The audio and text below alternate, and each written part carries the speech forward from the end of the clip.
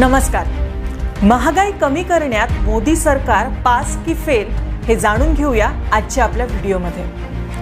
बहुत हुई जनता पर petrol diesel की मार, अब की बार मोदी सरकार. बहुत हुई महंगाई की मार, अब की बार मोदी सरकार. या घोषणा आठवत आहेत? 2014 साली मोदी सरकार अशा जोरदार घोषणा करत सत्तेत आलं. मात्र सत्तेत येऊन 9 वर्ष उलटली, पण महागाई कमी होण्याऐवजी आकाशाला भिडली. पेट्रोलच्या दराने केव्हा 100 पार केली. सिलेंडरच्या भावाचा भडका उडालाय. तसंच गहू, तांदूळ, साखर, तेल, गॅस यासारख्या जीवनावश्यक वस्तूंच्या किमती वाढल्यानं सर्वसामान्यांना महागाईचा मोठा फटका बसलाय. यात नोटबंदी व लॉकडाऊनने आगीत तेल ओतण्याचं काम केलं. त्यामुळे करोडो लोकांचे रोजगार गेले. शिवाय सर्वसामान्यांची कमाई कमी झाली आहे. याचंच एक उदाहरण म्हणजे गेल्या 5 वर्षात घरी जेवण बनवण्याचा खर्च 65% वाढलाय, पण आपले पगार मात्र फक्त 28 ते 37% वाढले. हेच कारण आहे की आज आपल्या देशाची अशी परिस्थिती आहे की 74% लोकांना पोषक आहार परवडत नाही. जेवणातून कधी टमाटा गायब असतो तर कधी कांदा, कधी डाळ पातळ असते तर कधी तेल कमी असतं. ह्या स्थितीला जबाबदार कोण आणि कसं ते पाहण्यासाठी सुरुवात करूया जीएसटी पासून. महागाईचं पहिलं कारण म्हणजे जीएसटी. मोदी सरकार हे अन्न पदार्थांवर कर लावणारं आजवरचं पहिलं सरकार आहे. त्यांनी गहू, तांदूळ, धान्य, दही, मध, पनीर अशा खाद्यपदार्थांवरही हा कर लावलाय. लेकरांच्या शैक्षणिक साहित्यावर तसंच स्वयंपाकात लागणाऱ्या सुरीपासून ते LED दिव्यापर्यंत रोजच्या वापरातल्या कित्येक वस्तूंवर जीएसटी आकारला गेलाय. मोदी सरकारची आतापर्यंत जीएसटीतून एकूण कमाई 31 लाख कोटी इतकी आहे. महागाईचं दुसरं कारण म्हणजे घरगुती गॅसच्या वाढलेल्या किमती.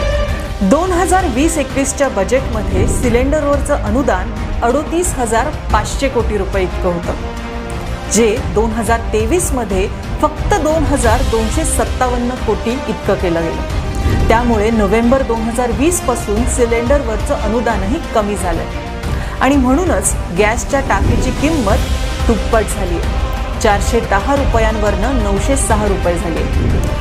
महागाईचं तिसरं कारण म्हणजे पेट्रोल डिझेलची दरवाढ. आपल्या सर्वांनाच माहिती आहे की मोदी सरकार सत्तेत येण्या अगोदर म्हणजे 2014 साली पेट्रोल 80 रुपये लिटर होतं, तर डिझेल 62 रुपये लिटर. आज तेच पेट्रोल 106 रुपये लिटर झालंय आणि डिझेल 93 रुपये लिटर झालंय. सरकारने याची अनेक कारणं सांगितली, जसं युक्रेन रशिया युद्धामुळे पेट्रोल डिझेलचे भाव वाढलेत. आंतरराष्ट्रीय बाजारात कच्च्या तेलाची भाववाढ झाली आहे. मोदी सरकारला मनमोहन सिंग सरकारने घेतलेल्या ऑइल बॉन्ड्सची परतफेड करावी लागते. एक एक करून आपण पाहूया की ही कारणं किती खरी होती आणि किती खोटी. महागाईचं सर्वात पहिलं कारण म्हणजे युक्रेन व रशियाचं युद्ध. खरं तर हे युद्ध कधी सुरू झालं हे आपल्याला पाहावं लागेल. 20 फेब्रुवारी 2022ला युद्ध सुरू झालं, पण पेट्रोल डिझेलचे भाव तर त्याच्या खूप अगोदरपासून वाढलेले आहेत. नोव्हेंबर 2021ला पेट्रोल 115 रुपये लिटर होतं आणि डिझेल 104 रुपये लिटर. त्यामुळे युद्ध हे कारण असूच शकत नाही. दुसरं कारण सांगितलं जातं, आंतरराष्ट्रीय बाजारात कच्च्या तेलाची भाववाढ. 2014च्या तुलनेत आज आंतरराष्ट्रीय बाजारातील कच्च्या तेलाचे भाव बरेच कमी आहेत. हे आकड्यांवरनं आपण पाहू शकतो. त्यामुळे हे साफ खोटं आहे की आंतरराष्ट्रीय बाजारात कच्च्या तेलाची भाववाढ झाली. आता येऊया तिसऱ्या कारणाकडे. मोदी सरकारला मनमोहन सिंग सरकारने घेतलेल्या ऑइल बॉन्ड्सची परतफेड करावी लागणार. खरं तर गेल्या 9 वर्षात मोदी सरकारने ऑइल बॉन्ड्ससाठी 1 लाख कोटी रुपये भरलेत, पण दुसरीकडे पेट्रोल डिझेलवरच्या उत्पादन करातून मोदी सरकारचं उत्पन्न हे 21 लाख कोटी म्हणजे 20 पट इतकं जास्त आहे. याचा सरळ अर्थ आहे की ऑइल बॉन्ड्सचं कारण हे केवळ जनतेची दिशाभूल आहे. जर आपल्याला सांगितलेली ही सर्व कारणं फसवी असतील तर मग इंधन दरवाढीचं खरं कारण काय आहे असा प्रश्न आपल्याला नक्कीच पडला असेल. तर इंधन दरवाढीचं खरं कारण आहे पेट्रोल डिझेलवर आकारलेल्या करांमध्ये केलेली वाढ. 2014च्या तुलनेत पेट्रोलवरचा कर दुप्पट तर डिझेलवरचा कर हा 4.5 पट इतका जास्त झाला. गेल्या 9 वर्षात मोदी सरकारला पेट्रोल डिझेलवरील उत्पादन करातून मिळालेला महसूल यात जर तेलावरील इतर कर आणि तेल कंपन्यांकडून मिळालेलं प्रॉफिट जोडलं तर सरकारची कमाई 31.5 लाख कोटी झाली आहे. याचाच अर्थ पेट्रोल डिझेल दरवाढीला स्वतः मोदी सरकारने वाढवलेला करच जबाबदार आहे. आपल्याला हे तर लक्षात आलं की महागाई कमी करण्यात मोदी सरकार सपशेल फेल ठरलंय. उलट महागाई वाढवण्यासाठी दुसरं तिसरं कोणीही जबाबदार नसून मोदी सरकारची धोरणच जबाबदार आहेत. पण GST, स्वयंपाकाच्या गॅसचे दर, पेट्रोल डिझेलचे दर सरकारने का वाढवले असतील बरं?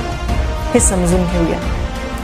केंद्र सरकार देशाची सर्व संपत्ती आपल्या खास मित्र असलेल्या मूठभर उद्योगपत्यांना देत आहे. गेल्या काही वर्षात केंद्र सरकारने मूठभर बड्या उद्योगपत्यांवरील कंपनी कर 30% 22% केला, ज्यामुळे देशाचं दरवर्षी 1.5 लाख कोटीचं नुकसान झालंय. गेल्या 9 वर्षात 50 लाख कोटींची कर माफी आणि 30 लाख कोटींची कर्जमाफी या उद्योगपत्यांना दिली गेली. शिवाय देशाची नैसर्गिक संसाधनं आणि सरकारी मालकीचे उद्योग कवडीमोल किमतीत मूठभर मोठ्या कंपन्यांना विकल्यामुळे सरकारचा महसूल हा अधिक कमी झालाय. सरकार हा महसूल आता सामान्य जनतेवर कर वाढवून वसूल करत आहे. याचा सरळ अर्थ आहे की महागाई हे दुसरं तिसरं काही नसून सरकारने जनतेवर लावलेला अप्रत्यक्ष कर आहे. नागेश्वराला नागवून सोमेश्वराला वाट लावण्याचं काम सरकार करतंय. म्हणजेच एकाचं लुटायचं आणि दुसऱ्याला दान करायचं. एवढी खैरात वाटल्यामुळेच खास मित्र आज जगातल्या सर्वात श्रीमंत लोकांपैकी एक झालेत. अशाच 1% श्रीमंतांकडे देशाची अर्धी संपत्ती एकवटली आहे. आर्थिक विषमता मोठ्या प्रमाणावर वाढत आहे. या परिस्थितीपासून जनतेचं लक्ष भरकटवण्यासाठी इंग्रजांच्या फोडा आणि राज्यकराचा डावपेच वापरत आहे आणि जनतेमध्ये जाती धर्माच्या नावावर द्वेष पसरवला जात आहे. विरोधी आवाज दडपून लोकशाही व्यवस्था धोक्यात आणली जाते. जर आपल्याला ही जनतेची लूट थांबवायची असेल आणि परत एकदा खऱ्या अर्थाने जनतेचे अच्छे दिन आणायचे असतील तर या जनता विरोधी सरकारला घरचा रस्ता दाखवल्याशिवाय पर्याय नाही.